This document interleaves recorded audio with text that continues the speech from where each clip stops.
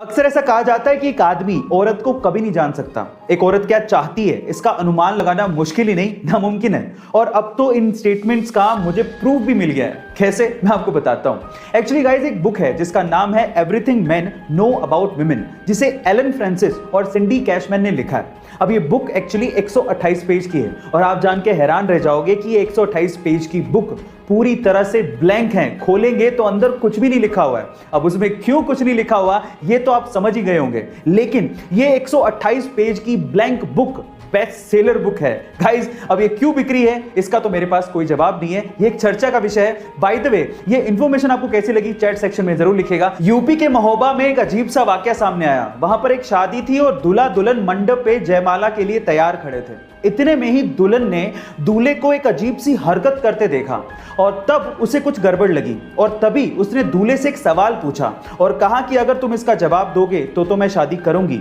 नहीं तो नहीं। वो सवाल क्या था पता है? दुल्हन ने दूल्हे से 2 का पहाड़ा सुनाने को कहा था, लेकिन दूल्हा 2 का पहाड़ा भी नहीं सुना पाया। शादी टूट गई। लड़की ने ऑन द स्पॉट फेरे लेने से मना कर दिया।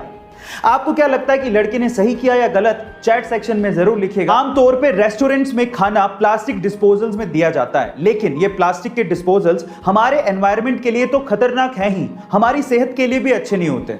और इसी का सॉल्यूशन निकाला है बेंगलोर की 2 महिलाओं ने, जिनका नाम है शैला जी और लक्ष्मी जी, जिन्होंने 100% ऑर्गेनिक टेबल कटलरीज बनाई है। अब इन टेबल कटलरीज की खास बात यह है कि इनमें खाना खाने के बाद आप टेबल की इन कटलरीज को भी खा सकते हैं, क्योंकि ये टेबल की कटलरीज दालों और मसालों से ही बनाई गई हैं और 100 से भी ज्यादा फ्लेवर्स में अवेलेबल हैं। अगर आप इन्हें ना भी खाना चाहें और इन्हें डिस्पोज कर दें तो ये 100% बायोडिग्रेडेबल है और आप इनमें आइसक्रीम से लेके हॉट सूप तक, यानी कि गर्म खाने से लेके ठंडी चीजें तक परोस सकते हैं। आपको ये वंडरफुल इन्वेंशन कैसा लगा चैट सेक्शन में जरूर लिखिएगा।